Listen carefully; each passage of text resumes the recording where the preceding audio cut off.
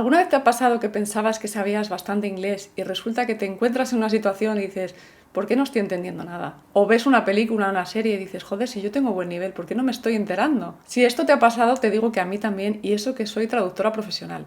Esto ocurre porque la enseñanza normalmente no cubre muchos de los tipos de inglés que se ven en las películas o en las situaciones reales. Melodías diferentes, cadencias distintas, acentos de todas partes, todo esto no lo cubren los listening que nos ponían en cassette. En este vídeo quiero hablar de los 5 errores que yo creo que en España seguimos cometiendo después de haber estado estudiando inglés toda la vida, seguimos sin poder desenvolvernos en situaciones reales. Esto se traduce en que en una reunión no te animes a hablar y que se te adelante alguien, que pienses que sabes hablar y de repente digas sí, pero es que si no entiendo lo que me han dicho no puedo responder. Hay un montón de situaciones que te demuestran que no sabes tanto inglés como crees y es muy frustrante. Yo misma cuando llegué a Irlanda, y llegué a Irlanda para traducir, me di cuenta de que el acento se me escapaba por completo y a veces me daba vergüenza el hecho de decir, es que no sé lo que me ha dicho mi jefa. Hello, how's it going? I'm calling about the advertisement on the buy and sell. Yeah, the skyhooks. Have you still got them? Oh, that's deadly, man. Pero empecemos por el principio. ¿Cuál es el primer problema que yo creo que influye a la hora de no aprender inglés por más años que estudiemos? Es la falta de motivación. Hay que aprender inglés por las razones adecuadas, no porque te lo vayan a pedir en una entrevista, no porque te vaya a abrir puertas en el futuro, sino porque digas, joder, necesito enterarme de lo que está pasando en el mundo. La mitad de todo lo que consumo en Internet es en inglés y no está disponible en español. ¿Cómo sabe la gente esto que yo estoy viendo? Y luego me di cuenta que no lo sabe. Entonces, eso para mí sería una motivación ideal para decir, necesito estar al día de lo que está pasando, necesito verlo con mis propios ojos, que nadie me lo interprete, que no me escojan lo que comparten conmigo. Eso para mí por lo menos ha sido la motivación más clara de mi vida. Yo quería saber lo que decían, en algún momento era mi sueño, entenderlo sin utilizar ningún tipo de diccionario ni preguntarle a nadie. El segundo problema ya va más por el tema de las aulas. Hay una falta de contexto tremenda en todo lo que nos enseñan. El tema es que el inglés no se aprende en las clases solo. Las clases deberían ser un apoyo a lo que tú hagas por tu cuenta.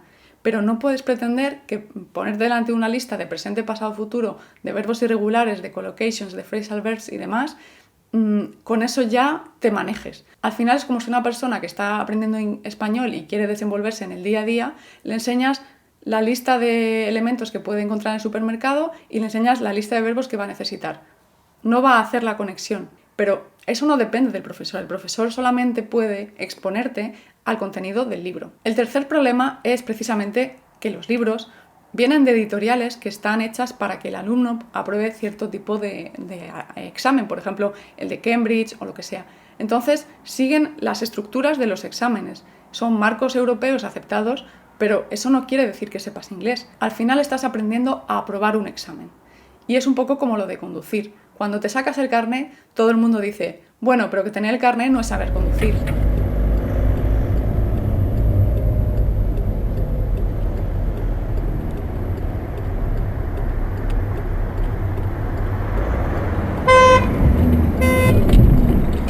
Empezamos bien, Bien, me he equivocado.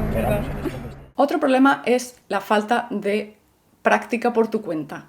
Confías en que sea solo durante las horas lectivas que ocurra la magia y tú aprendas todo el inglés que necesitas en ese tiempo. En general, siempre hay alguien más rápido que tú. Hay como una oportunidad de ser el primero que participa y si no la tomas, se te adelantan y tú ya has perdido esa oportunidad de practicar. Esto, de nuevo, no es culpa de nadie, es el formato del aula. No se puede tener la participación de todos en un espacio de 50 o 60 minutos. Además, a veces pasa que te interrumpen para decir, no, así no, y a ti, que ya te ha costado intervenir, dices, bueno, mejor me callo. En mi opinión, debería haber un disclaimer al principio de cada clase de presencial o online con un profesor que dijera, esto es un apoyo a lo que tú hagas por tu cuenta.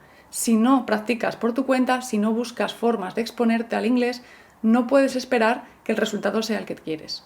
El inglés no es como las matemáticas, es interiorizarlo, es exponerte, es escuchar, es asentar conocimientos, es irse a dormir y volver a exponerse al día siguiente y que tu cerebro vaya diciendo, vale, ya lo voy pillando. Otro problema es el tema de la traducción por palabras. Nos enseñan que X palabra significa X cosa y después esperamos que cada vez que aparezca esa palabra signifique eso en algún sentido y no siempre es así. Seguramente en un examen de español No lo sé, pero igual no te preguntan ¿qué significa entre pitos y flautas? Y de repente dices, a ver, pitos, flautas, algo de música debe ser. Y ahora vamos con los consejos que yo misma he utilizado en la época que aprendí inglés e incluso estoy utilizando ahora otra vez que estoy aprendiendo griego. Me sirven igual, con lo cual quiere decir que son los mismos conductos mentales los que sirven para aprender un idioma. El primer consejo es aprovechar la potencia de la música para memorizar. Yo personalmente he utilizado la música para memorizar inglés toda mi vida porque no hay nada mejor que una melodía que se te queda, una letra que te queda en la cabeza para aprender cierto tipo de expresiones o ciertas formas de unir frases. Cuando tú tengas una palabra que te cuesta o una expresión que no terminas de entender, te recomiendo que la busques en el título de una canción y escuches la canción y no sabes tú lo que te va a ayudar eso a quedarte con el toque. Por ejemplo, a mí una palabra que me estaba costando mucho memorizar en griego era como se dice otoño, que es ftinóporo. Y decía, joder, ¿cómo era? Empieza por F, yo sé que empieza por F. No me quedaba. Y al final dije, voy a hacer lo que yo solía hacer en inglés, que es, voy a buscar una canción que tenga la palabra ftinóporo en el título o en el contenido, pero en este caso encontré la canción de mi artista favorita griega con una canción que casualmente tiene el título de otoño en griego. El segundo consejo es que cuando busques contenido que consumir en YouTube, en Netflix, lo hagas de diferentes nacionalidades. Estamos sobreexpuestos al inglés de Estados Unidos y también estábamos sobreexpuestos cuando estudiábamos al inglés de Reino Unido. Pero hay muchísimos más acentos y muchísimas más opciones en el mundo que de hecho son lo que marca la diferencia a la hora de saber el inglés real. Lo sabrás, por ejemplo, si tienes alguna reunión en inglés y interviene alguien de un país asiático al que jamás te has expuesto y dices, coño, si yo creo que sé lo que está diciendo, si lo hubiera escrito lo entendería, pero no estoy entendiendo ni la melodía, ni el ritmo, ni la cadencia, ni la pronunciación, ni cómo utiliza, cómo une las palabras. Por ejemplo, eso es un caso súper habitual. Entonces, por tu cuenta, en tu tiempo libre, ponte música de otros países, entrevistas de personas que no sean nativas. El tercer consejo es que siempre que veas contenido en inglés y puedas, actives los subtítulos en inglés, no en español. El cerebro, cada vez que no entienda algo, va a ir directamente a consultarlo abajo. Yo los tengo siempre puestos y a veces también los rebobino y pongo el español para ver cómo lo han traducido, pero eso ya es otro tema. El cuarto consejo es que reformules lo que es estudiar.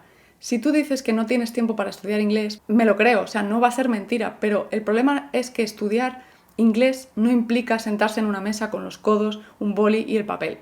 Eso es lo que hacíamos en nuestra época, pero eso ya pasó. Ahora mismo puedes reformular esto y utilizar la palabra estudio como una forma de decir cómo mezclo el ocio con el aprendizaje. La forma más sencilla, evidentemente, es ponerte cosas de fondo. Ponte la radio, ponte un podcast mientras te duchas, ponte mientras cocinas una receta, incluso cuando vas en el bus puedes ponerte a escuchar música y leer la letra. Realmente no hace falta que dediques X horas de estudio a la semana para aprender.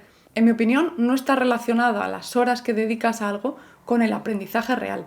El quinto consejo es que busques a alguien con quien practicar, porque evidentemente todo lo que he dicho era del listening y que es muy muy importante, pero evidentemente flaqueamos del speaking, ¿no?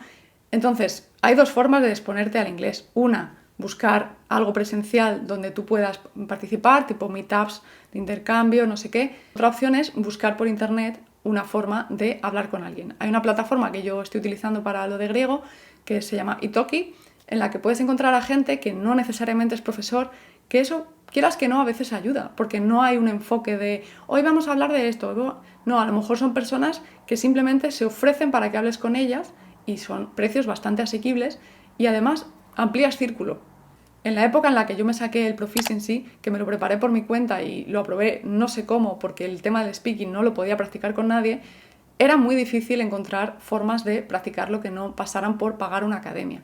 Y quiero terminar con una última reflexión ahora que estamos en los tiempos de la inteligencia artificial, donde se pueden escribir emails de puta madre en inglés que por favor deben corresponderse con el nivel que tengas real, porque si no, canta mucho que tú escribas un email estupendo con 0 fallos de ortografía y a la hora de la reunión tú no sepas intervenir o se note mucho que evitas a toda costa decir nada porque no sabes por dónde cogerlo. Espero que te haya gustado, si es así compártelo, dale like, suscríbete y te veo en el próximo.